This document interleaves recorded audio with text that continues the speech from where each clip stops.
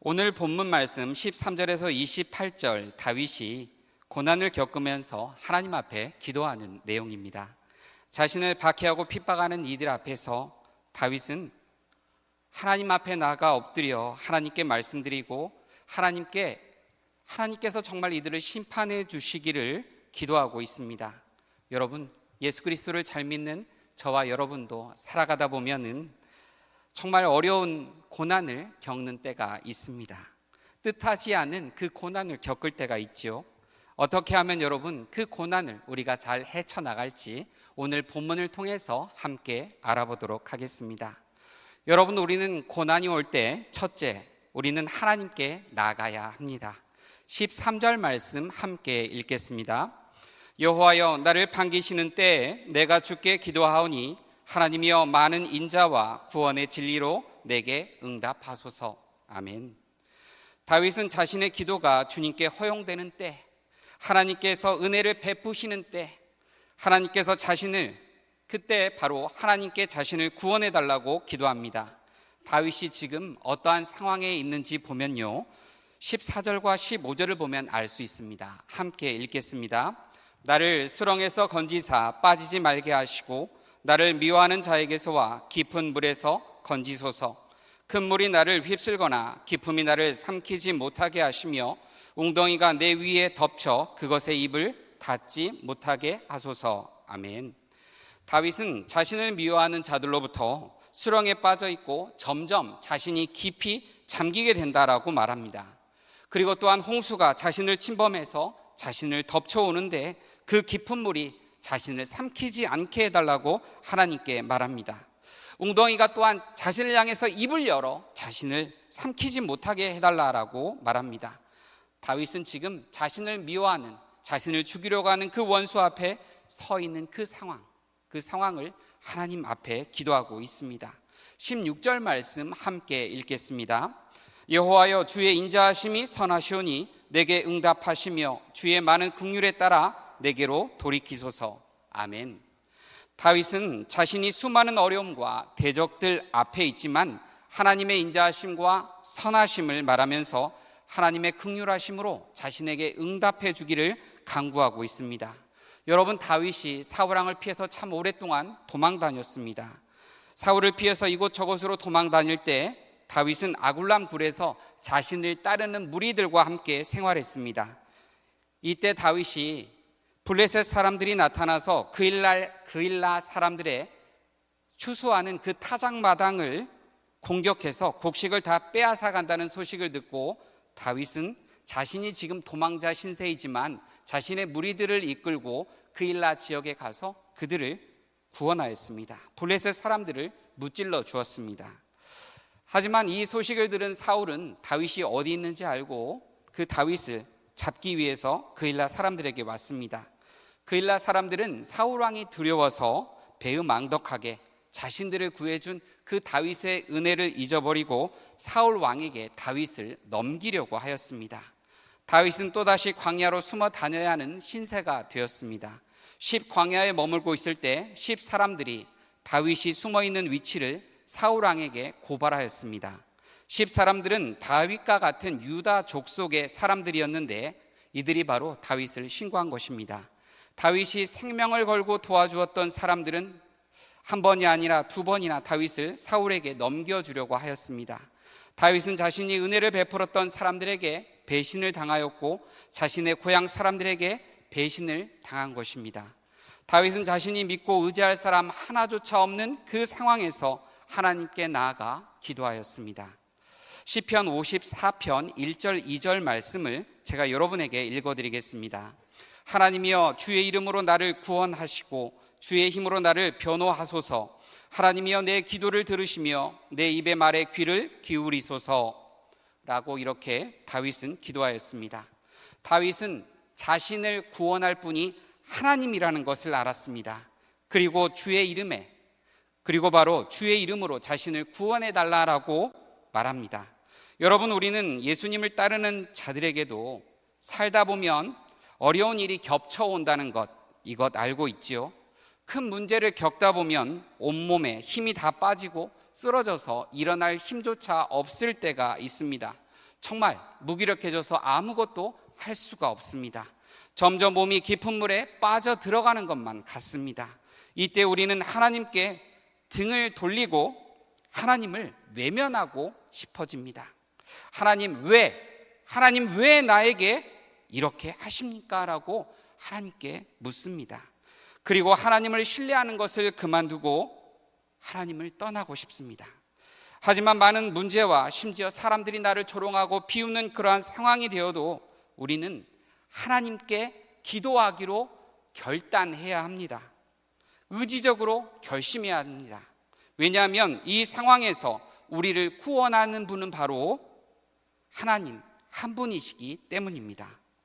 여러분, 다윗처럼 숨이 턱 막히고 가슴을 죄어오는 그런 상황에서 여러분에게는 어떠한 해결책도 보이지 않는, 아무것도 보이지 않는 그러한 상황일지라도 여러분 주님 앞에 엎드리시기 바랍니다.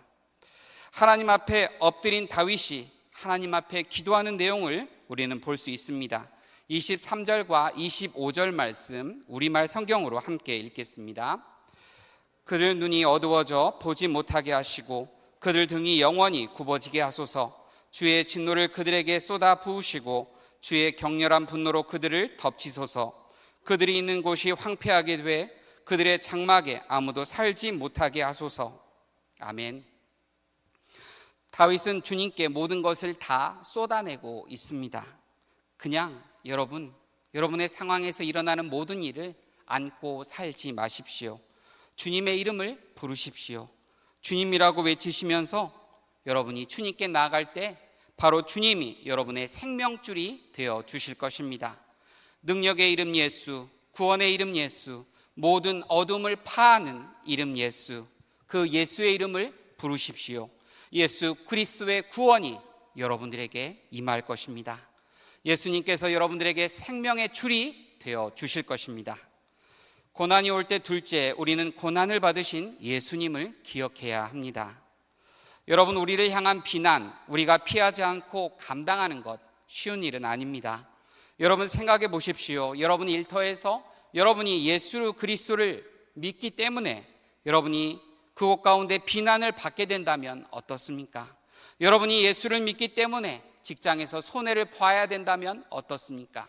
여러분이 예수를 믿기 때문에 여러분이 가정에서 참고 견디며 살아야 한다면 어떻습니까? 쉽지 않은 상황이죠. 왜 이 밤에 자꾸 어려운 걸 목사님 묻습니까? 이런 표정 같습니다. 18절에서 20절 말씀 함께 읽도록 하겠습니다. 내 영혼에게 가까이 하사 구원하시며 내 원수로 말미암아 나를 속량하소서. 주께서 나의 비방과 수치와 능욕을 아시나이다. 나의 대적자들이 다 주님 앞에 있나이다. 비방이 나의 마음을 상하게 하여 근심이 충만하니 불쌍히 여길 자를 바라나 없고 긍휼히 여길 자를 바라나 찾지 못하였나이다. 아멘. 여러분, 이 말씀을 보면 예수님이 생각이 납니다. 예수님께서 나귀를 타고 예루살렘에 입성하실 때 사람들은 호산나 호산나라고 외쳤습니다. 우리를 구원하소서, 이스라엘의 왕이시여 우리를 구원하소서라고 외쳤습니다. 예수님을 향해서 메시아라고 이들이 말한 것입니다. 스가랴 선지자는 스가랴서 9장 9절에 보면 이렇게 말씀합니다. 시온에 따라 크게 기뻐할지어다. 예루살렘에 따라 즐거이 부를지어다. 보라, 내 왕이 내게 임하시나니 그는 공의로우시며 구원을 베푸시며 겸손하여서 나귀를 타시며 나귀의 작은 것 곧 나귀 새끼니라 라고 이렇게 말씀하고 있습니다. 이렇게 예루살렘에 입성하신 예수님은 성전에 들어가셔서 성전에서 재물을 팔고 돈을 환전하는 이들을 보시면서 이 성전을 장사터로 만든다라고 이들을 뒤엎으셨습니다. 그러자 바리새인과 서기관들이 예수님을 잡아 죽일 음모를 꾸몄다라고 말합니다. 예수님은 이 모든 것을 다 아셨습니다. 그리고 자신이 세상을 떠나 아버지께로 돌아갈 때가 이른 줄을 아셨습니다. 예수님 자신에게 속한 사람들을 이때도 끝까지 사랑하셨다라고 성경은 말씀합니다. 그런데 예수님은 자신의 제자 중 하나인 유다가 자신을 로마 병사들에게 팔 것도 아셨습니다. 예수님 얼마나 마음이 아프셨을까요? 마음이 찢어지셨을 것입니다. 자신의 사랑하는 제자인데, 하지만 예수님 그도 끝까지 사랑하셨습니다. 그리고 유다에게 말씀합니다. 내가 할 일을 어서 가서 하라라고 이렇게 말씀하셨습니다. 예수님은 겟세마네 동산에서 제자들과 함께 가셔서 기도하라라고 하시면서 자신은 더 나아가 땅에 엎드려 하나님께 기도하였습니다. 아버지여, 할만하시거든 이 잔을 들어서 내게서 지나가게 하소서라고 기도했습니다. 하지만 아버지여, 내 원대로 하지 마시고 아버지의 원대로 하소서라고 기도하셨습니다. 예수님 받으시는 잔은 죄와 허물의 잔이었습니다. 예수님 마음에는 영적인 전투, 싸움 중이었습니다. 예수님 그 받으시는 잔, 십자가의 잔, 우리의 죄와 허물의 잔인 것입니다. 이 잔을 옮겨주십시오. 예수님 끝까지 주장할 수 있지만 나의 뜻이 아닌 아버지의 뜻으로 그 잔을 받게 됩니다. 예수님 제자들에게 깨어서 기도하라고 하였지만 제자들 모두 잠들어 있었습니다. 예수님 혼자 기도하셨습니다. 누구도 예수님을 위해 기도해 주는 사람 없었습니다. 예수님은 잠들어 있는 제자들에게 어떠한 위로와 격려도 한마디 들을 수 없었습니다. 이사야서 53장 4절 말씀을 여러분에게 읽어드리겠습니다. 그러나 사실 그가 짊어진 병은 우리의 병이었고 그가 짊어진 아픔은 우리의 아픔이었다. 예수님께서 십자가에서 우리를 위해서 우리의 질병을 지셨고 우리의 아픔을 지셨다라고 말씀합니다. 그런데도 우리 사람들은 예수님이 십자가에 돌아가신 것은 예수님이 거기에 합당한 행동을 했기 때문에, 합당한 죄를 지었기 때문에 하나님께서 예수님을 때리시고 고난을 주신다라고 생각했습니다. 여러분, 하지만 예수님이 받은 그 고난은 나를 위한 고난이었습니다. 예수님의 찔림은 나의 허물 때문이고 그가 상함은 나의 죄악 때문이었습니다. 예수님 징계를 받음으로 나는 평화를 누리고 예수님 채찍에 맞음으로 나는 나음을 입었습니다. 예수님의 죄 때문에, 예수님 바로 나의 죄 때문에 하나님의 미움을 받으셨습니다. 나에게 용서함을 주기 위해서, 나에게 생명을 주기 위해서 예수님께서 십자가 위에서 돌아가신 것입니다. 예수님의 십자가 고난은 우리를 위해 희생하신 사랑입니다. 예수님은 그 사랑으로 지금 우리와 함께 하고 계십니다. 여러분이 건강이 무너졌습니까? 여러분의 가정에 어려움이 있습니까? 여러분의 사랑하는 그 자녀가 자꾸 시험에 떨어집니까? 여러분 가진 것이 없습니까? 아니면 여러분이 하는 일마다 어려움을 겪습니까? 하지만 예수님은 여전히 저와 여러분을 사랑하고 계십니다. 여러분이 어떤 상황에 있든지, 여러분이 어떠한 일을 겪고 있든지 주님은 여전히 우리를 사랑하고 계십니다. 십자가에 달리신 그 사랑으로 지금도 우리를 사랑하고 계십니다. 사랑하는 여러분, 예수님의 모습이 보이지 않고 때로는 그의 음성이 들리지 않아도 예수님은 우리와 함께 하십니다. 예수님의 이름을 임마누엘이라고 마태복음에서 말씀하시죠. 임, 함께, 마누, 우리와, 엘, 하나님. 하나님이 우리와 함께 하신다. 이것이 바로 임마누엘이죠. 주님은 바로 임마누엘, 하나님으로 우리와 이곳 가운데 함께하고 계십니다. 예수님께서 마태복음 마지막 28장에서 제자들에게 유언과 같은 말씀을 하셨습니다. 볼지어다 세상 끝날까지 내가 너희와 함께 하겠다. 주님 이렇게 말씀하셨습니다. 주님의 음성은 오늘날을 살아가는 우리에게도 큰 위로가 됩니다. 여러분이 있는 그 자리, 여러분이 어려움을 겪고 있다면 그 가운데서 임마누엘, 바로 예수의 이름을 고백하십시오. 예수님께서 모든 상황 가운데 여러분을 인도하여 주실 것입니다. 고난이 올 때 셋째, 우리는 순종함으로 하나님의 뜻을 이루어야 합니다. 제 후배 중에 유조선을 타는 후배가 있습니다. 유조선은 태평양, 대서양 큰 바다를 다닙니다. 그런데 날씨가 좋지 않거나 폭풍이 올 때면 그 폭풍의 크기, 경로 등을 전달받고 폭풍과 거리를 두면서 항해를 한다고 합니다.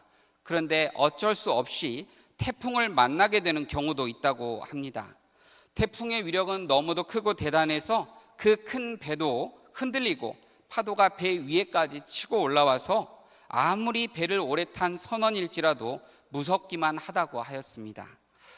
여러분, 그런데 아무리 이 큰 태풍이 불어도 유조선이 항구로 피하지 않는다고 합니다. 왜냐하면 닷을 내리고 있다가 폭풍에 배가 전복될 수도 있고 큰 파도에 배를 결박해 둔 밧줄이 끊겨서 배가 밀려 항구에 부딪히게 되면 파선할 수 있다고 합니다. 그래서 노련한 선장은 태풍이 오면 큰 배를 바다로 멀리 데리고 나간다고 합니다. 그곳이 더 안전하기 때문에 그렇습니다. 사랑하는 여러분, 태풍과 같은 고난이 오면 항구에 우리는 숨어서 피할 수만은 없습니다. 우리는 때로 그 고난을 마주해야 합니다. 그 고난을 마주할 때 승리하는 방법이 있습니다. 바울과 실라가 빌립보 지역에서 복음을 전했습니다. 많은 사람들에게 복음이 전해졌지요. 그런데 복음을 안 들어도 될 만한 사람들, 이 사람들이 들었습니다.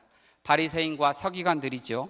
이들은 바울과 실라를 잡아서 이들이 바로 사람들을 선동한다, 폭동을 일으킨다라고 때리고 감옥에 던져 넣었습니다.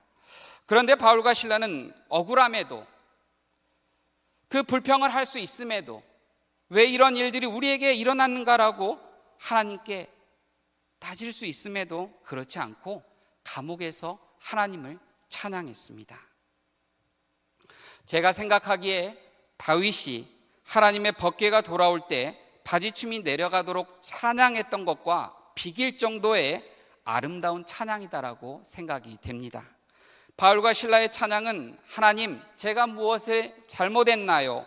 억울함을 넘어서는 고백이었습니다. 바울과 실라의 찬양은 하나님, 왜 이런 곳으로 저희를 보내셨습니까? 라는 것을 넘어서는 고백이었습니다. 바울과 실라의 찬양은 하나님께 전적으로 나를 맡긴다는 고백이었습니다. 바울과 실라, 모든 상황에서도 하나님의 뜻이 이루어지기를 원하는 그 찬양을 하나님께 올려드렸습니다. 바울과 실라가 하나님을 찬양할 때 감옥이 진동하고 간수장의 모든 가족이 구원을 받는 역사가 일어났습니다. 바울과 실라가 찬양할 때 감옥에 있는 죄수들이, 예수를 믿는 자들이 억울함을 당하고 감옥에 갇혔을 때 어떻게 반응하는지를 보았습니다. 사랑하는 여러분, 어떤 인생의 고난을 지나고 계십니까? 부부간의 어려움인가요? 자녀의 어려움인가요? 일터에서 어려움인가요? 지나온 일에 대한 후회인가요? 여러분이 마주하고 있는 고난은 우리가 하나님을 증거할 수 있는 또 다른 기회라는 것을 생각하시기 바랍니다. 그러니 여러분, 하나님 보내신 자리에서 견디어 내십시오. 그리고 그곳 가운데 손을 들어 주님을 찬양하십시오. 여러분에게 예수 그리스도의 승리가 주어질 것입니다. 함께 찬양하겠습니다.